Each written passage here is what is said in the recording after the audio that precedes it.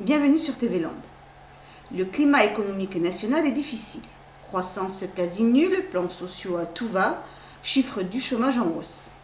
À Seignos, l'Université du temps libre Landes Côte-Sud a organisé une conférence débat sur la situation économique de l'Europe et de la France avec une représentante des économistes atterrés. Notre journaliste a assisté à cette conférence. Tous les jours, dans les médias, l'argumentaire tenu par les hommes politiques et les économistes sur la crise est le même. Pour cette conférence, en invitant un membre du collectif Les économistes atterrés, l'Université du temps libre Landes Côte-Sud a choisi une approche en décalage avec le discours dominant. La conférencière que l'on a invitée fait partie d'une association qui s'appelle les économistes atterrés. Ce sont des enseignants-chercheurs qui développent un certain nombre d'arguments et un certain nombre de propositions pour sortir aujourd'hui de la situation économique que l'on connaît en France, en Europe et même plus largement dans le monde, avec la crise qui a démarré réellement de manière très violente en 2008. Pour ce collectif, créé en 2010, après la fin des politiques de relance, vouloir à tout prix réduire les dépenses publiques et la mise en place des politiques d'austérité est une aberration.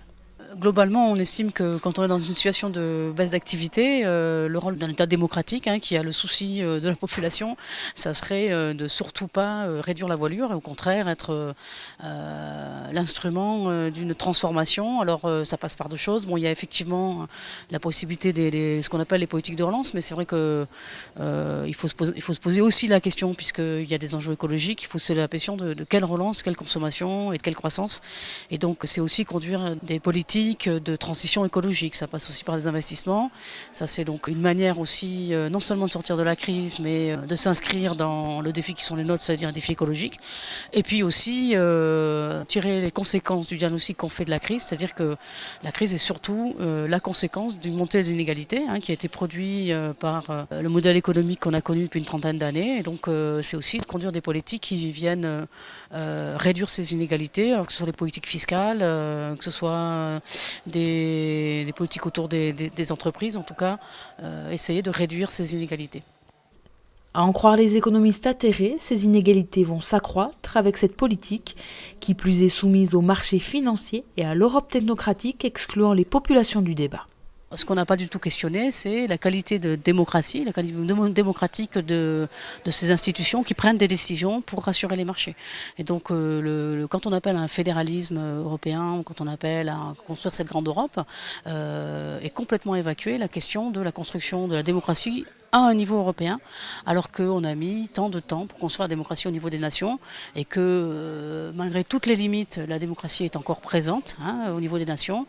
Et donc cette précipitation dans la construction de pouvoirs politiques au niveau européen a complètement évacué le problème de la démocratie. Et donc ce qu'on construit, c'est pas une Europe démocratique, c'est une Europe technique, technocrate, plutôt non démocratique, dont le pouvoir va être fort et permettra de prendre des décisions qui vont concerner les populations sans légitimité démocratique. Pour le collectif, si le seul objectif est la réduction des déficits, l'avenir qui se profile ne sera pas rose. Mais il faut garder espoir car c'est en temps de crise que naissent de belles initiatives capables de faire changer les choses.